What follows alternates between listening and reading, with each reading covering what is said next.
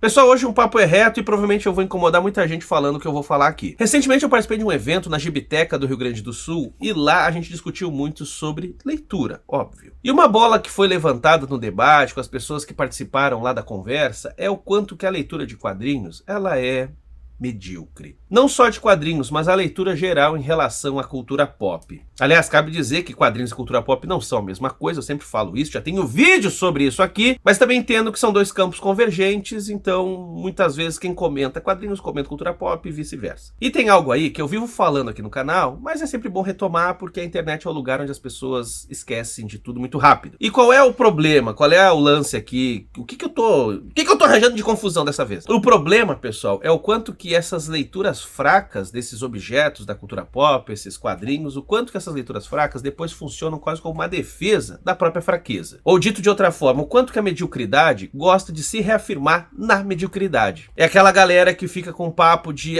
não põe política no meu gibizinho, não vê complexidade, porque o autor só queria fazer tal coisa e ele nem pensou nisso. Primeira coisa que eu já cansei de falar aqui, vou sempre repetir, desde os anos 60, sacou? Anos 60! Não se utiliza mais a intencionalidade do autor como condicionante de leitura, para explicar isso de um jeito mais simples. E também no papo reto. Foda-se o que o autor pensa. Foda-se. Tudo bem que às vezes é legal você fazer um levantamento e entender qual eram as intenções do autor segundo uma entrevista X ou Y, mas autor não é sinônimo de autoridade. Não é porque o autor pensa X que a obra dele vai automaticamente reproduzir esses pensamentos. Aliás, o que mais aconteceu e acontece na história da humanidade são obras que vão muito além das intenções do autor. Vocês acham que o impacto da obra de Homero, de Shakespeare, de Dante Alighieri se dá apenas a nível do que eles queriam impactar, do efeito que eles queriam causar? Caramba, eles escreveram isso em outra época, pensando em outro público, e as coisas acontecem também com os quadrinhos. E isso também acontece com obras contemporâneas, obras que foram lançadas ontem. Porque mesmo que o autor tenha uma intenção X,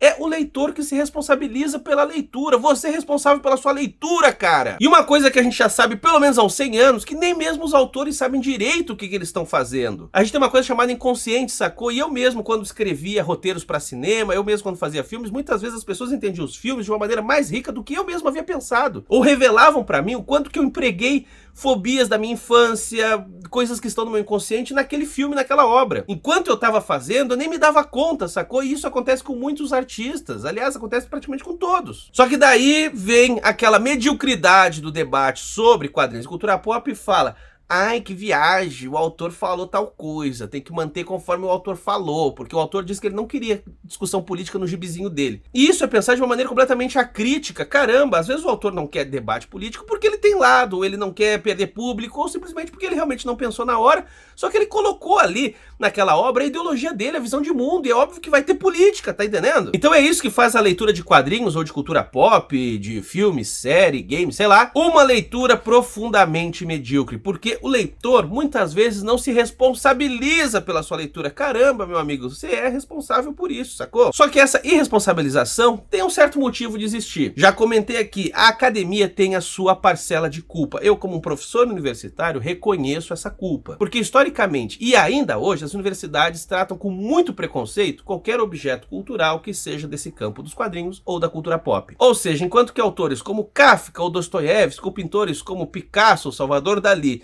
tem uma grande bibliografia a respeito deles, muita gente analisa e vê ali uma grande riqueza. Em relação aos quadrinhos, pois bem, a universidade finge que o papo não é com ela. Sim, existem pessoas estudando quadrinhos, sim, existem pessoas trabalhando quadrinhos nas universidades, mas é uma minoria. E boa parte dessas pessoas trabalham com a pesquisa de quadrinhos quase como uma espécie de atividade paralela. O cara é professor num departamento de semiótica, ele tem que, na verdade, trabalhar com semiótica ou coisa assim, aí ele também trabalha com quadrinhos. O cara é professor de história numa pós-graduação, ele tem que dar a história dos Estados Unidos, aí ele aproveita e estuda também um pouco dos quadrinhos no século XX nos Estados Unidos. No meu caso, eu sou um professor de cinema e teoria literária, então, nas minhas pesquisas, eu estudo quadrinhos, mas eu nunca dou aula disso. A única exceção que hoje me realiza, pra ser bem honesto, é o grupo de estudos aqui do canal, onde a gente pode falar e falar muito de quadrinhos. E na última reunião do grupo aqui, a gente inclusive discutiu Akira, toda a sua dimensão política, filosófica, estética. Sim, isso tá parecendo um jabá, mas nem é. Tô sendo bem honesto em relação a como é que é essa relação com o estudo, com a leitura de quadrinhos. Vocês estão entendendo? Mas já que eu interrompi, então Curta o vídeo se estiver curtindo, se inscreva caso seja novo por aqui e compartilhe. E também seja um apoiador. É lá que a gente tem esse grupo de estudos, assim como o grupo no Telegram, sorteio de gibi, lives aqui comigo. São esses apoios que financiam esse canal. Então fica aqui o convite. Mas deixa eu voltar aqui pro papo. Como eu tava dizendo, um dos motivos dos quadrinhos da cultura pop serem tão menosprezados e terem leituras tão pobres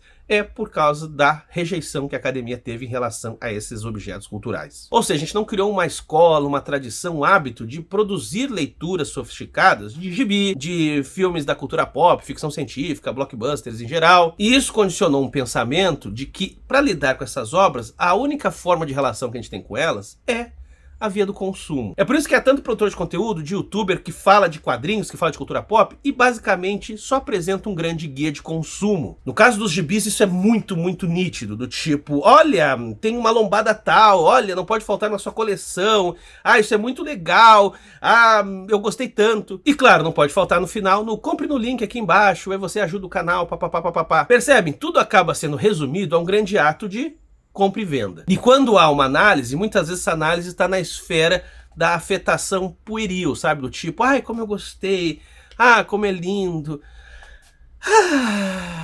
Eu não sei se você aí que está me assistindo está percebendo o quanto que isso tudo acaba empobrecido por causa dessa opinocracia. Porque o que está em jogo é o seguinte, você acaba pegando essas produções culturais na sua complexidade e resumindo tudo isso a um mero gostei e não gostei. E não é por acaso que muita gente que chega aqui no canal estranha o fato de eu analisar uma obra e em momento nenhum dizer se eu gostei ou não gostei. Às vezes eu digo, às vezes eu não digo, mas sequer isso é o principal do vídeo, e nunca vai ser. São raros os vídeos aqui do canal onde a questão do gosto eu trago a primeiro plano. Porque o que me interessa, eu não sou o único, tem muita gente legal também fazendo esse tipo de conteúdo, o que interessa é ver o quanto que essa produção tem camadas, o quanto que ela está articulando uma série de coisas. Então some tudo isso. De um lado você tem a falta de uma tradição de leituras sofisticadas. Do outro lado você tem uma captura operada pelo mercado que quer basicamente vender as coisas, então resume tudo mesmo como um guia de consumo. É dessa fórmula mágica que saem essas leituras medíocres que proliferam a internet. Aí você deve estar pensando, tá cara, para de implicar, cada um fala o que quer, cada um pensa o que quer, né? Só que o problema por trás disso é que você vai fomentando todo um pensamento que em última instância se traduz em negacionismo. Ou seja, por não ter o hábito de ver riqueza nesses objetos e de estar acostumados a tratá-los apenas como um objeto de consumo no sentido mais superficial possível, que toda vez que alguém apresenta, que expõe que há riqueza nesses materiais, pois bem, muita gente nega. Vocês estão entendendo? Existe todo um público que vive consumindo quadrinhos, cultura pop, etc. Mas quando alguém diz para eles, olha só, essa obra aqui é super interessante porque ela tem uma riqueza X ou Y, a outra pessoa vai dizer, ah não, para com isso, pô, tá vendo coisa demais aí no meu gibizinho. Essa falta de cultura de leituras sofisticadas produz uma rejeição dessas leituras. Por isso que eu falei que um dos sintomas desse comportamento refratário a qualquer tipo de sofisticação aparece nesse papo de, ah, mas o autor nem pensou nisso. Repito, foda-se o que o autor pensou. O que que você pensa? O que que bate aí na tua cabeça, cara? E mais do que isso, com base no seu repertório, em estudos que você pode fazer, o que que essa obra traz pra gente? Eu vivo fazendo vídeos aqui no canal mostrando, por exemplo, como que os mangás conseguem nos explicar a cultura japonesa. E mais do que isso, o quanto que mangás bastante consagrados têm todo um debate sociológico, filosófico, político, psíquico, sei lá. Eu posso dar N exemplos aqui na trajetória do canal. Quando eu falei que aparece no Dragon Ball um discurso antifascista logo no seu começo, muita gente torceu o nariz. Quando eu falei também que Chainsaw Man traz uma série de debates trabalhistas relevantes para a juventude japonesa de hoje, muita gente olhou e disse, ah, não tem nada a ver, porque é só porradaria, monstros e peitinhos. Sim, é isso e também é muito mais coisa. Ah, mas o Tatsuki Fujimoto, que é o autor do Chainsaw Man, não pensou em nada disso, inclusive critica pessoas que ficam vendo muita coisa na obra dele. Foda-se ele! Foda-se! Porque querendo ou não, ele tá falando do mundo em que ele vive e ele tá, com a obra dele, trazendo uma série de complexidades que hoje estão postas na sociedade japonesa. O último vídeo que eu fiz aqui no canal, inclusive, que foi sobre One Piece, eu falei o quanto que esse poder de esticar do Luffy tem muito a ver com a própria lógica da Shonen Jump, de uma revista para garotos, e portanto, garotos querem crescer. Faz todo sentido um pirata que tem poderes de homem borracha, que estica,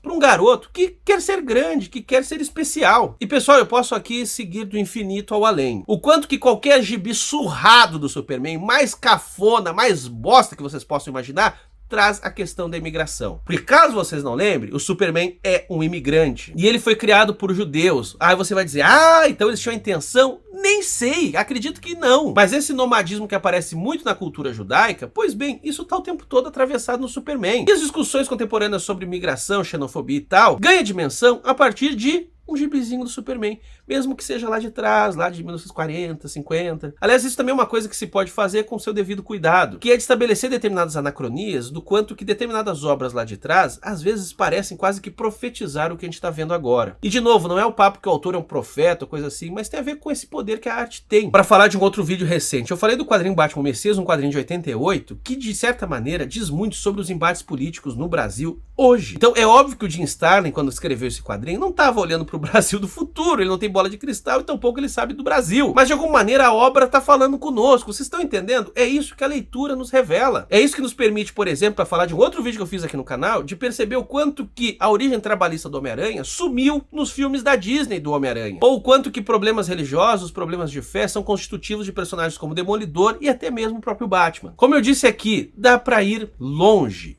E essa é a questão principal. E eu tô falando aqui só de figurões, certo? Só de quadrinhos e mangás um tanto blockbuster. Mas mesmo obras menores, eu falo menores tão somente no sentido de fama, mesmo essas obras podem ser ainda mais contundentes naquilo que elas têm a dizer, a nos fazer pensar, a refletir sobre o mundo, sobre arte, sobre sei lá o quê. Só que apesar disso tudo, que, como eu tô falando aqui, até é bem fácil de atestar, segue forte o negacionismo, segue forte aquele comportamento do não, mas pera lá, tu tá vendo coisa demais, aqui tá complicando, não.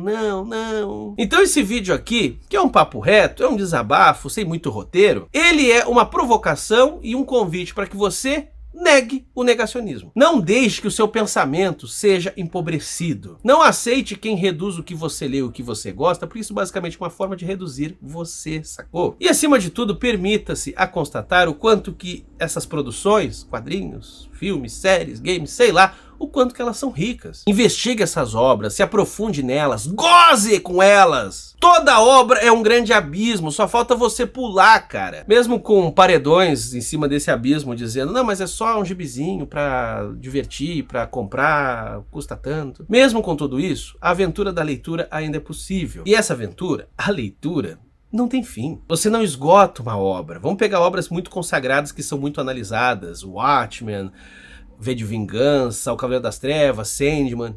Isso só para falar de obras dos Estados Unidos, ok? Até hoje não foram esgotadas análises sobre essas obras, porque elas ainda rendem muito. Assim como até hoje tem gente analisando a Ilíada e a Odisseia. Se em 3.000 anos a gente não esgota uma determinada obra, você acha que quadrinhos, filmes, etc., de 20, 30, 40, 50, 100 anos, eles já foram esgotados? Você acha mesmo? Você realmente acha que a gente não tem nada a dizer e fica apenas no uau, legal? Ou, achei meio chatinho. É por isso que aqui no Brasil eu inclusive compro muita briga com a Maurício de Souza Produções. Porque a obra do Maurício de Souza é um exemplo muito bom do quanto que a gente precisa ignorar o autor. Existe na obra dele uma riqueza, existe uma sofisticação e existe também vieses políticos. Sempre teve. E mesmo que agora o Maurício de Souza e a empresa dele queira pagar de não, a gente não se envolve com política, a gente não tem nada a ver, a Turma da Mônica é isenta de política. Mesmo com esse papinho mequetrefe que é pra vender gibi pra criança, ainda assim as obras estão lá cheias de questões que podem ser exploradas. Eu iria até mais longe. Eu acho que elas